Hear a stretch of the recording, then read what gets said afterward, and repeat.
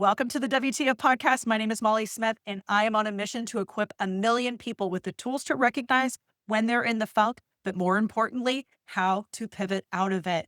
By tuning in today, you've joined me on this mission, and I'm so grateful that you are here. My guest today knows what it's like for life to come to a screeching halt.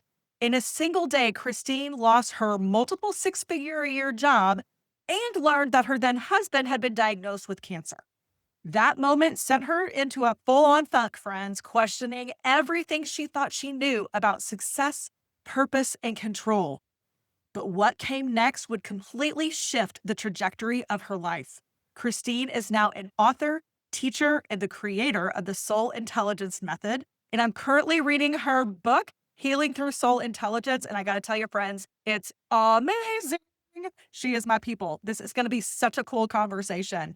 Today, now we're going to talk about what it's like when the world falls apart and how sometimes the breakdown is actually the breakthrough that your soul needs and what it's been waiting for. So please join me in welcoming Kristine Genovese to the WTF Podcast. Hey, Kristine. Hey, Molly, I am so excited to be here. And I agree. We are each other's people. Yeah, definitely. Totally. Yes, Totally. for sure. Okay. So I kind of teed up in the intro a little bit of the funk that you're in, but take us back to March of 2020 take us back to this day. What was going on during this day and how did you get this news and what did you do with it? Oh my gosh. Well, yeah, March 12th of 2020 will forever be ingrained in my brain. It was a Thursday. Okay. I know exactly what day it was even. Kind of like, where were you on 9/11? Kind of the same kind of traumatic Absolutely. experience for me. Yeah. And if you remember, that's really the beginning of COVID.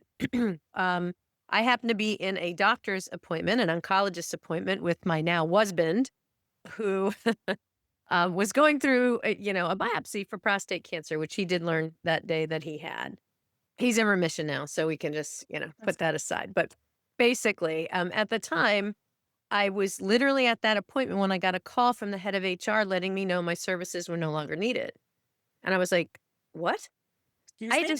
I just got a performance bonus. What are you talking about? Like, you want to talk about complete shock.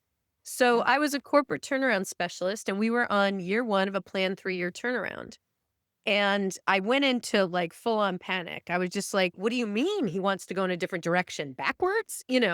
Essentially what had happened was I had prepared the board deck with my boss, the COO, and we were to go in on Monday to present the board to the board about what was going on in the company. And I had been asking to hire people all fourth quarter so that we would have enough people to convert the marketing that we had planned for the first quarter. The CEO kept saying, no, you guys have to hold the line on expenses. So there was nothing I could do other than, okay, well, we'll see what happens. Well, we had shown in the board deck, had we been allowed to hire those people, not only would we have met the Q1 expectation, we would have exceeded it. Yeah. So when I got fired, this is the first time in my entire life, early 50s, I've never been fired. I always met or exceeded expectations. And so I texted my boss, the COO, I go, I just got fired. He goes, me too. I'm like, WTF? Like literally is what I said. And so what happened was the CEO took our board deck, walked into the board meeting on Monday morning, after firing both of us and said, we didn't hire enough people. And he went on a hiring spree. Now, so he took credit for your insight and your plan after having fired you and your boss. Oh, yeah. Mm-hmm. Yep. Okay, but karma has a way of working things out. I'm so glad you're telling. Come on, tell us. Yes. We'll get to me in a minute, but let me wrap this part of it up. Yes, there was a board investigation. The CEO was removed from office. Now, he had so much invested in the company, he still retained a board seat. So he put a crony in his place. And they summarily ran the company into the ground and it no longer exists today, which is really a shame, but karma. So what happened to Kristine? I went through all the things, right? Every stage of grief and shock and, oh my God, what am I going to do? Nobody's hiring. It's the height of COVID. Everybody's trying to figure out what are they going to do? Fortunately for me, I'd always worked from home and traveled, so it wasn't as big of an adjustment for me.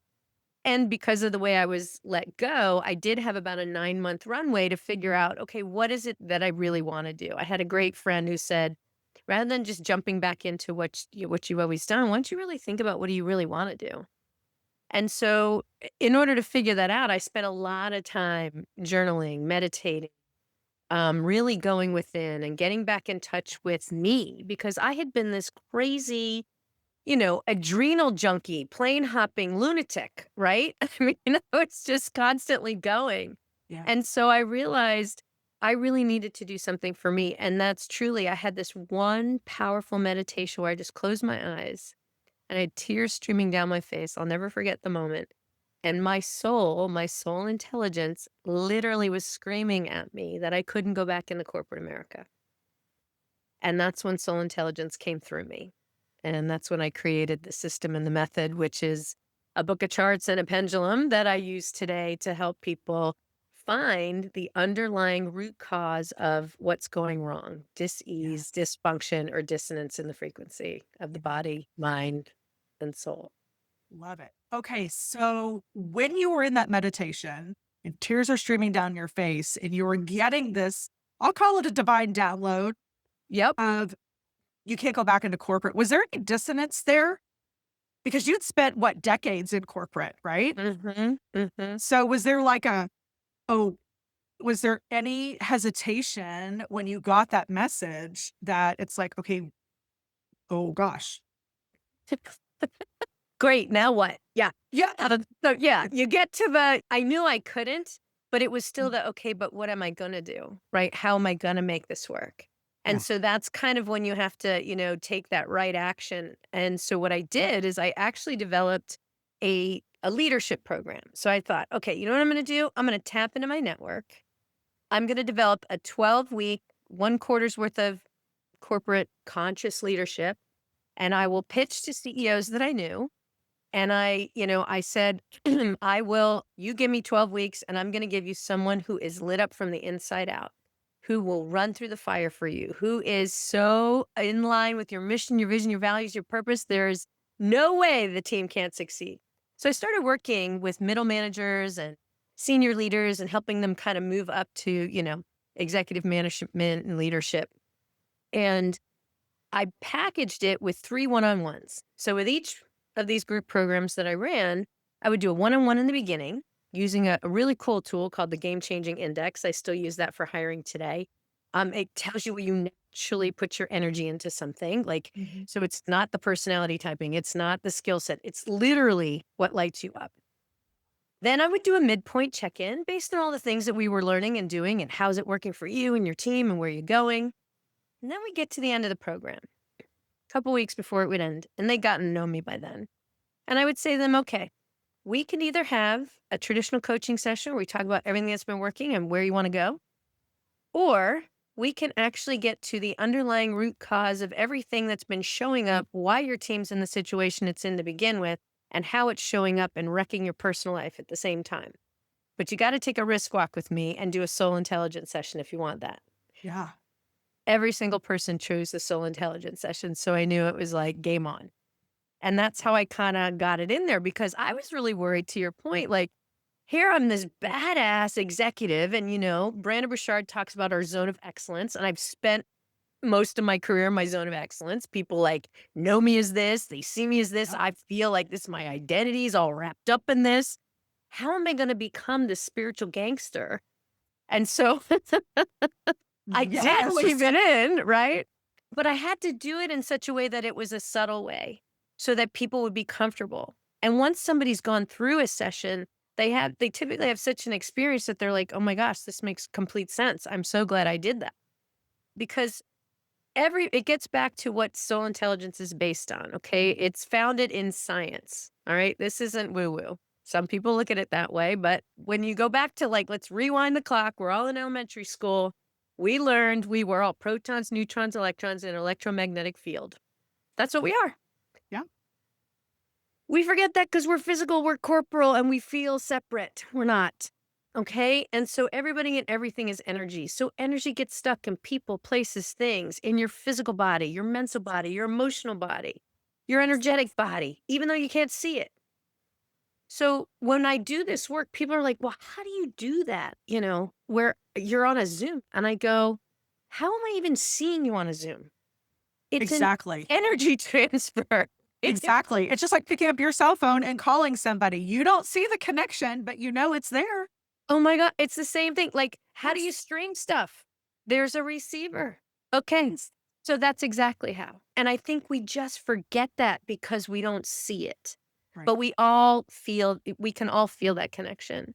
And so I started gently weaving in the soul intelligence work. And then, so I did that with my corporate network. And then I decided, you know what? I'm going to talk to my functional medicine doctor. And I'm going to see if she would be open to me doing this session for her and her patients and her colleagues. So I cleared my calendar. I went down to her office. I told her, whenever she's free, I'll do it. Well, her colleague, who's booked back to back to back, just like she is, all of a sudden had 3 patients cancel in a row. And she's like, this never happens. And I go, well, guess it's game on. Let's go. So I did a session for her. She starts crying. She kicks her water over. She had such a release. And right at that moment, my doctor opened the door, peered in, and went, I'm on. Next. I'm in.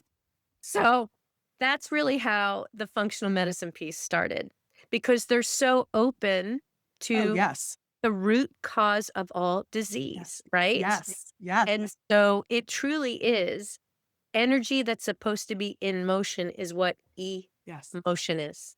Yes. So give me a sense, Christine, of the timeline, right? So March of 2020, you were laid off. You had 9-month runway. When did you start packaging up the leadership component and then kind of slipping in the soul intelligence with that last session? Well, what I could say is I built the leadership program and had the downloads of the method itself between, March and November. November of 2020 was when I landed my first corporate client. And so I had the soul intelligence method first, and then I started to pull together all the course materials for the leadership program because I Right. had a coaching credential and I had all this stuff that I had used for my career. So that was kind of like a easy peasy. I had to Absolutely. allow sort of the method to come through first. And then I landed my first 2 clients actually in November and then through into the first quarter of 2021. Okay. Wow. So do you still do corporate work, or are you working more with functional medicine and just working with other healers and that type of thing? Well, that's a great question. So, one of my executive coaching clients at the time was running a nutraceutical company. So, a company that actually makes healthy vitamins, nutraceutical supplements, healthy shakes, all that kind of stuff, and sells them to healthcare providers. So, Okay. I know. And so he started become an executive one-on-one coaching client with me, and then started to ask me to come and do some consulting work with his leadership team and then his full company. And then he started to use my coaching methods on me and said, you're going to work for me full time someday. I'm like, I don't know about that. Here I am 3.5 years later. So the coolest thing is the mission for Nutritional Frontiers, which is the name of the company, is to make the world healthy. And so our missions are very much aligned. And so I look to make the world healthy physically, mentally, emotionally, spiritually, energetically. And so part of my day is spent being the chief growth officer for that company because they're all about education, which is what my prior field was, Yeah. and educating doctors on how to use the right products. So when you pull that energy up and out of the body, right? Then you got to give the body what it needs to heal itself because the hole has been in there. The energy Yeah. was there. It mutated the cells. It caused the dysfunction. So you got to give the body what it needs to heal then. So together, we get to the root cause of the problems. Oh, that's amazing. I mean, obviously, your the shock that you had with losing the job and all of that did not last real long because you were open and receptive to what could be. Now, let me just ask this. Did you have a meditation practice? Did you have some spiritual practices before March of 2020? It sounds Oh, like you yeah. did. Oh, yeah. Yeah. Okay. But I mean, it was kind of fitting it in, something on the to-do list, right? Not something Yeah. I was really steeping in. So you So weren't necessarily prioritizing it, planning your day around it. It got fit in when you had capacity. correct. And now my life is completely flipped. You know, I Nice. don't I don't start my day without a meditation, without journaling. Sometimes I'll pull cards, right? Yeah. I gotta ease into the day and like make sure that I'm set so that I can be fully present, regardless of whether I'm helping to heal someone in the physical, the mental, the emotional, and their spiritual area. Yes. As I was prepping for this episode, that you came out of the spiritual closet, I did. which I think is such a beautiful way to say that. And I would say that over the last probably nine to 12 months, I'm working my way out of that closet as well.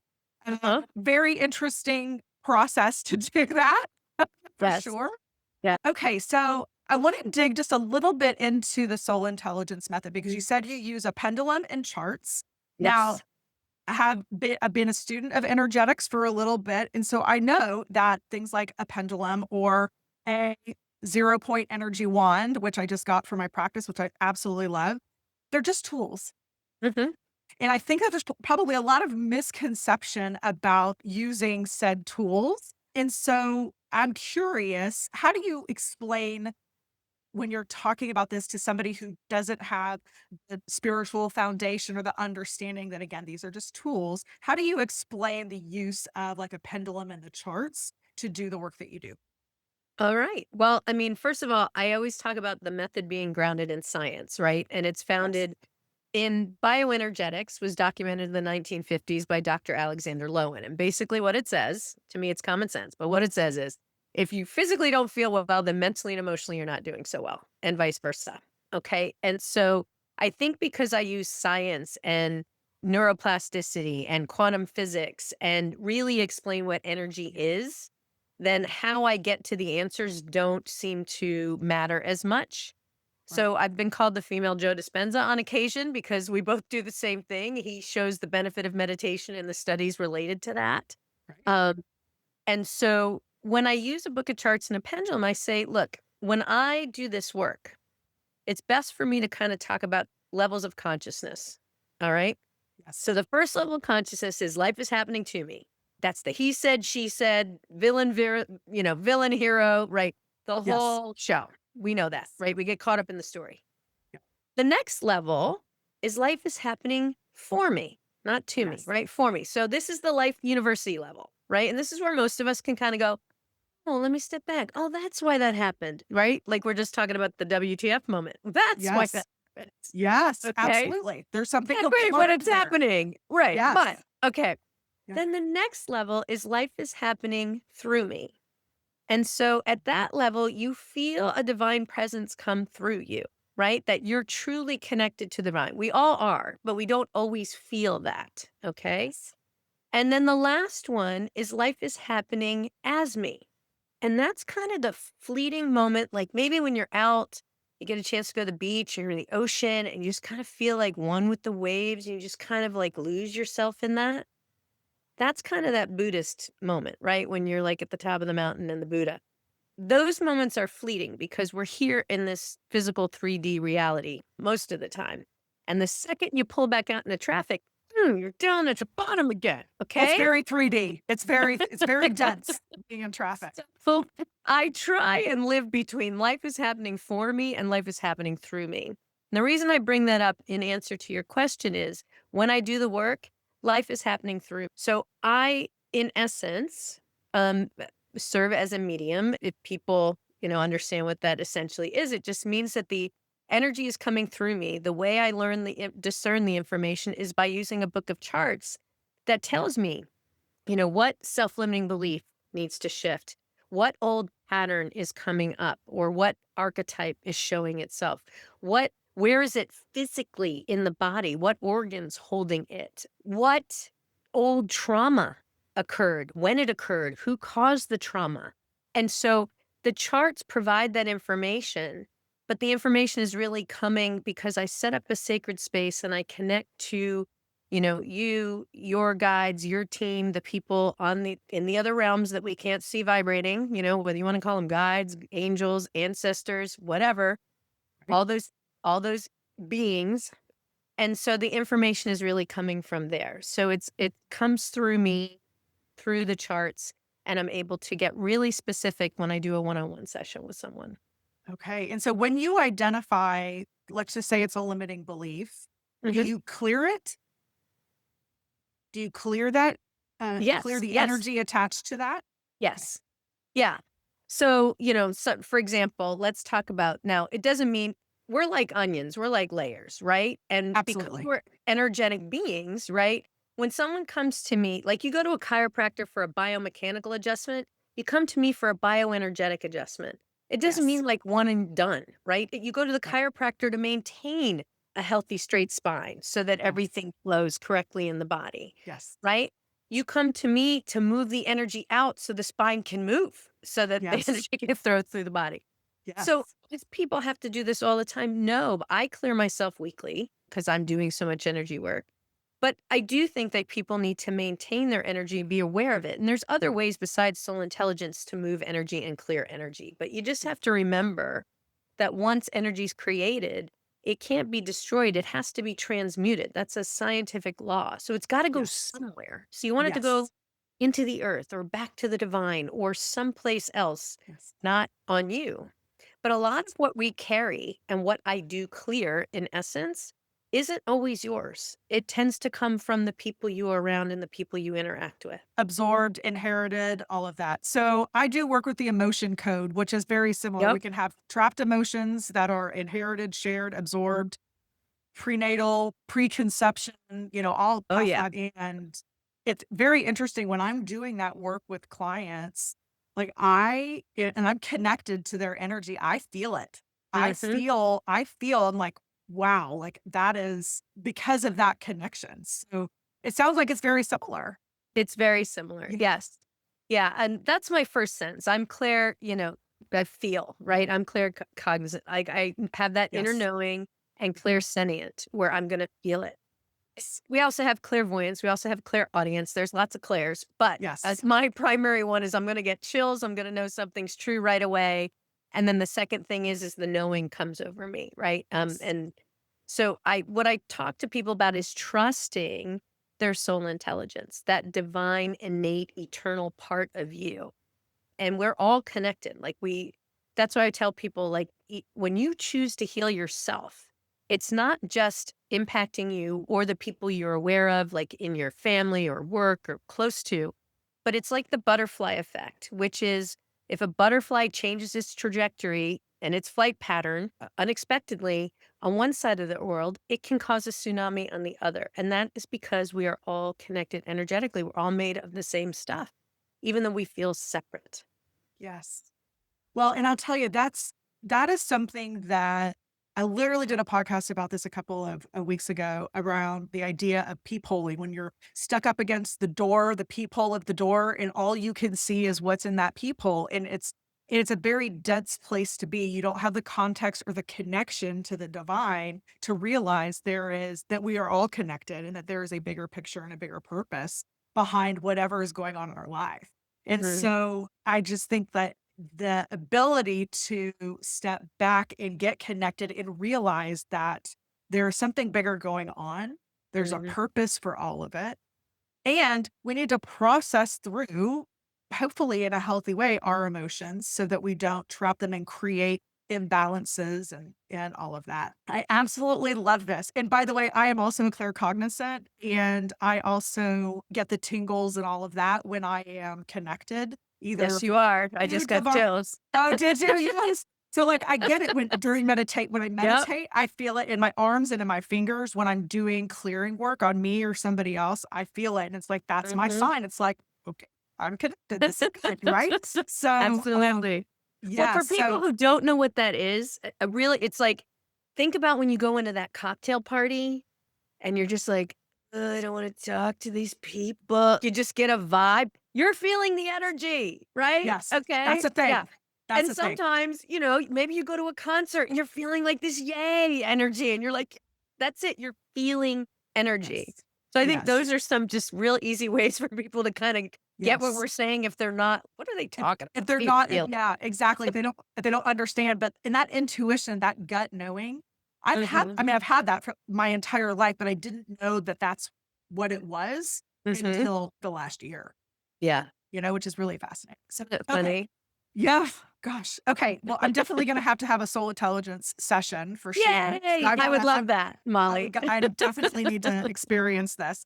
Now, for the person who's listening right now, and maybe they just lost a really big job or just got a diagnosis, or it Mhm. feels like their world is falling apart and they're unsure of what to do next. What would you encourage them to do? What's a good next best step for somebody in that space? What I usually tell people is look at it as a divine timeout, right? You're getting called to the sidelines for a reason, right?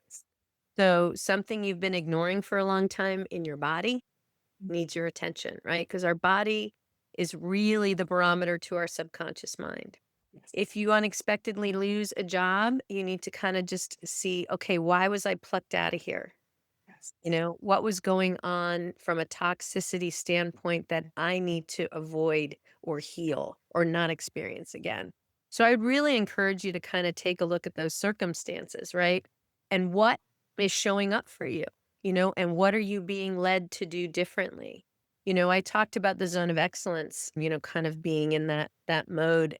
And I feel like moving into soul intelligence was allowing me to step into my zone of genius, which is what Brandon Bouchard talks about, and I think that's the Yes. transition that you're in the process of making, right? Like, look, I'm still in my zone of excellence, and I'm really good at that, but I get glimpses. I get to go into my zone of genius, and I want a little more Yes. of that. So, allowing yourself the opportunity to remember, like, where your attention goes is where your energy goes. And so, the more you can focus on your zone of genius or spending that time going within and really asking the divine, what are you calling me to do next?